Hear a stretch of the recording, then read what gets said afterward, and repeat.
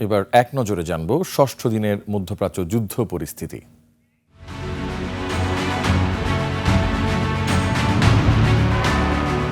শনিবার থেকে মার্কিন ইসরায়েলি বাহিনীর হামলায় এখন পর্যন্ত মারা গেছে ১২ শতাধিক। যুদ্ধের ষষ্ঠ দিনে হামলা পাল্টা হামলা অব্যাহত রয়েছে। আইআরজিসি দাবি করেছে কুয়েত, বাহরাইন, আরব আমিরাতের ২০টি মার্কিন লক্ষ্যবস্তুতে হামলা চালিয়েছে তারা।